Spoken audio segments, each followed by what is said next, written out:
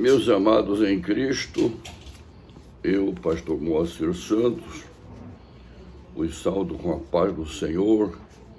Já estamos aqui para mais um encontro. Satisfação maior de poder tê-lo conosco. Que Deus vos abençoe. Esse é o nosso desejo, a nossa vontade e também a nossa oração. E esta é a razão de buscarmos a Deus.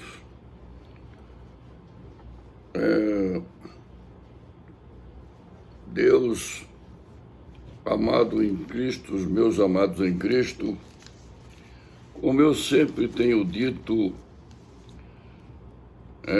o meu trabalho é a história. História é o meu lado direito de lidar com as coisas, um legado deixado para a gente e uma atenção toda especial para esse trabalho, um jeito de relatar os acontecimentos do jeito que ela é. Fato interessante que mexe com o passado, com o presente, que está com o futuro também, que começa lá atrás e vai repercutir lá na frente como uma flecha indicativa a dizer, é por aqui. Por isso eu valorizo, estimo e amo a história. Então, se é por aqui, deixa eu iniciar pelo julgamento, melhor dizendo, pelo juízo de Deus, na sublime questão do dilúvio. Ora, como é do conhecimento de todos, o dilúvio não fez cessar a rebeldia do homem. Não, absolutamente não. Rebeldia essa contra Deus, que em suma, o dilúvio foi um castigo e um castigo divino. Eu não me canso de dizer que com Deus não se brinca. Aliás, podemos até brincar com o colega, com o companheiro de trabalho, com a esposa, com o professor e com outras pessoas, mas com Deus nem pensar. Porque Deus é santo, santo e santo. O Deus eterno, justo e poderoso, e nem podemos tomar o nome dele em vão. E todas as vezes que falamos ou clamamos a ele, tem que ser com o máximo de reverência. Por isso, o meu assunto hoje é juízo. Vejam isso. O povo que falava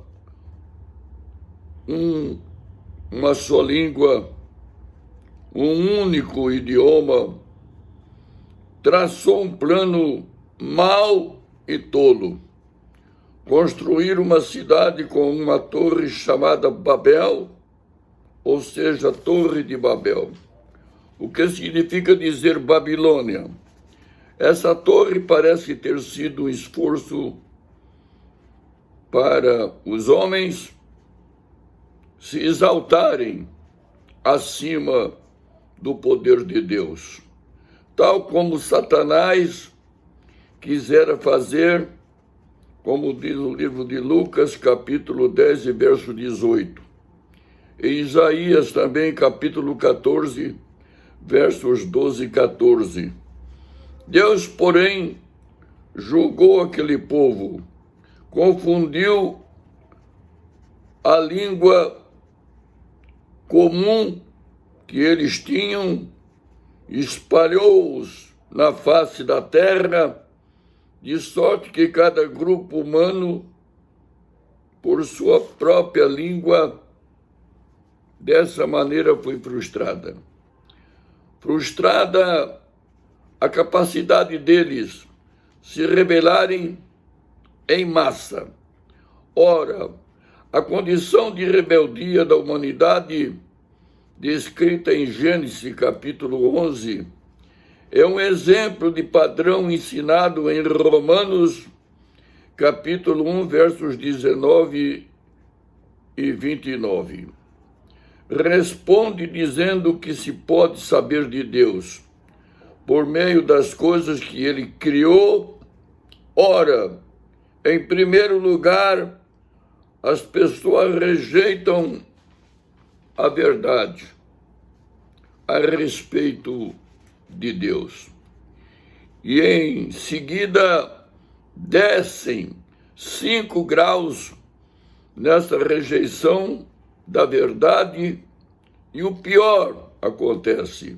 Suas mentes ficam cheias de trevas. Pior ainda, eles adoram imagens em forma de homem, como também de aves, de animais e répteis. E Deus os entregou para que pratiquem as coisas imundas que desejam fazê-lo. Deus os entrega a perversões sexuais. Deus lhes outorga uma mente totalmente corrompida, porquanto recusam-se a reter na mente o verdadeiro conhecimento sobre Deus. Portanto, corrompida a condição dos homens descrita em Gênesis 11, tal como corrupta a condição em Gênesis 6, e foi o resultado de uma preferência humana. Então, é como se quiséssemos passar gato por lebre. Há de renunciar, esconder, fugir da verdade, a verdade de Deus, ou um remédio específico por um outro do ponto de vista genérico. Ora, o grande historiador norte-americano Arnold Toynbee refere-se a 21 civilizações distintas ao longo de 6.000 anos de história. E por isso que eu sou amante da história, porque é algo que vem de longe. A história que começa pelas civilizações da Suméria e Acádia, que tiveram início pouco depois do julgamento divino, descrito em Gênesis capítulo 11, e termina com as civilizações do mundo moderno. Lembremos, pois, que todo o povo descrito, que descendia de Noé, portanto, eles tinham conhecimento de Deus. Então, Toynbee descobriu que cada uma dessas civilizações segue o mesmo padrão de declínio final, de modo que as sementes da rebeldia finalmente produz a alta destruição que se encontram em todos os povos. Ora, o período de Gênesis, capítulo 12, verso 50, é conhecido como a era dos patriarcas. Isso porque trata da vida dos homens que se tornaram conhecidos como os patriarcas e os progenitores físicos e espirituais do povo de Deus. Foram Abraão, posteriormente chamado Abraão, e seus descendentes Isaque, Jacó e José. O trecho de Gênesis 12:50 relata o relacionamento deles com Deus. Ora, há muitas admiráveis verdades que podemos aprender através da vida dos patriarcas. Eles lutaram na vida contra circunstâncias adversas, tal e qual nós também fazemos. Não obstante, corresponderam à revelação de Deus em suas palavras, em sua orientação, e somos encorajados quando estudamos sobre a vida deles. Embora tivesse fraquezas humanas, tivessem falhas, contudo, eram sensíveis para com o amor de Deus, davam crédito às promessas de Deus e obedeciam a Deus e experimentavam a sua presença de maneira pessoal, recebendo grandes esperanças relativas ao futuro e como se nós fôssemos também, pela fé e confiança, fazer o mesmo. E, obviamente, acompanhamos as pegadas do Mestre e cumprimos a sua palavra à risca. Abraão pertencia à família de Terá, que vivia na cidade de Ur, na Babilônia. Ur ficava localizado na região chamada Crescente Fértil. Ur era uma cidade maravilhosa e cobria cerca de 607 hectares. Provavelmente tinha uma população de 24 mil habitantes. Abraão descendia de Noé por meio de Sem. Ora, o Senhor disse, por enquanto, Abraão e posteriormente a Abraão. E disse Deus, sai-te da tua parentela e da casa de teu pai, que eu te mostrarei, e far-te-ei uma grande nação, e abençoar-te-ei, e engrandecerei o teu nome, e tu serás uma bênção. E os acontecimentos que se seguiram mostram-nos a importância da fé. Deus cumpriu tudo o que disse a Abraão, um lugar melhor, e ele ficou esperando ansiosamente pelo cumprimento dessa promessa. E ele esperava encontrar a cidade que fora planejada e edificada por Deus, uma cidade dotada de alicerces permanentes, como diz os Hebreus 11:10. Isso, a meu ver, é fé de mover montanha. Bendito seja Deus. Meus amados, se usarmos essas palavras proféticas como de praxe de experiência, assim como fez a Abraão, descobriremos que ali são descritos 4 acontecimentos principais. Primeiro, Deus escolheu a Abraão. Segundo, Deus mudou seu nome de Abrão para Abraão. Deus viu que Abraão era fiel e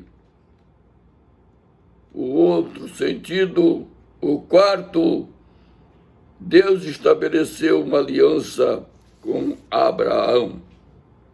Isso é uma prova evidente que Deus nos conhece por dentro e por fora, como num autêntico raio-x. Amados, está provado que o ser humano é falho. Todos nós estamos sujeitos a errar o alvo e, visto que a debilidade humana de Abraão manifestou-se novamente quando ele e Sarai planejaram que Agar, a criada de Sarai, devia dar um filho a Abraão. Por meio de Agar, a criada de Sarai, e esse filho veio, que se chamou Ismael. Porém, apesar do erro de Abraão, Deus confirmou o propósito, fazendo aliança com ele, visto que o nome de Abraão foi mudado para Abraão e de Sarai para Sara. Deus tem o poder de mudar o quadro e as circunstâncias, basta só um estalo de dedo. Quando Deus tem um plano na vida de um homem, nada impede que ele cumpra o seu propósito. Tal homem pode estar nas profundezas do mar, dentro da barriga de um grande peixe. Deus faz o peixe emergir e lançar o homem na praia. E para quem o Senhor Deus tem um plano, pode jogá-lo na fornalha 7 vezes mais quente do que de costume. Deus inverte o processo e leva a caloria a estaca zero. E nós vemos aí também, no caso daquela embarcação no mar da Galileia, estava prestes a ir a pique. Então, bastou só uma palavra: vento, aquieta-te. E o vento obedeceu. E mesmo que o escolhido ou a escolhida de Deus esteja sem vida, morta, basta só uma palavra: Lázaro, sai para fora. O diabo tentou tirar a minha vida, somado 20 livramentos de morte. Já tenho falado sobre isso, já tenho dado esse testemunho. Fora 20 livramentos de morte, já disse isso aqui, e costumo falar sempre desses maravilhosos livramentos. A primeira, no afogamento no Rio Jupiá, na divisa de Mato Grosso com São Paulo. A segunda vez, também por afogamento no Ribas de Rio Pardo e a terceira vez no Rio Paraguai. Outras vezes por emboscada, outras por doenças e por acidentes. Num deles, a minha cabeça ficou partida com 3 cortes profundos, e numa dessa, ao atravessar a ponte do rio Guaporé, já disse isso aqui, uma das vigas é aquelas pontes de 2 vigas, somente, sem nenhuma proteção. E uma das vigas, quando eu estava já aproximando do outro lado da margem, uma das vigas partiu. E quando partiu, o meu caminhão balançou de um lado para outro e eu falei, meu Deus, estou perdido. Mas Deus teve muita misericórdia de mim. Ele operou de maneira surpreendentemente e o caminhão só ficou penso. É aquela história, cai e não cai, como dizendo, pendurado. E, amados, eu só tenho que agradecer. Mas acredito mesmo que tudo nesta vida tem um preço. Ninguém escapa ileso dos erros que cometem. Isso porque o machado já está posto à raiz, escreveu, não leu, nem preciso dizer mais nada. A Bíblia está cheia de referências sobre isto, e bom mesmo é vigiar e não pôr o pé na peia. Tenho dito, pastor Moacir Santos, vosso em Cristo Jesus, obrigado mais uma vez. Amanhã, se Deus permitir, a gente se vê. Grato mesmo. E até lá. Fique com Deus e já estamos indo embora. Quem se despede é o pastor Moacir Santos, vosso em Cristo. Amados, oreis por mim, pela minha saúde, pelo meu trabalho e pela minha esposa Eliana Delatori da Silva Santos e pela minha família. Ficarei muito grato porque nós carecemos muito das vossas orações. Que Deus vos abençoe. Mas eu sei que Deus tem me dado vida, sou grato pela vida preservada, mas também sei que um dia vai chegar a minha hora, como tem chegado para muitos. Mas eu estou pronto, seja pelo arrebatamento ou pela chamada coletiva, da maneira como aprove Deus fazer. Oremos.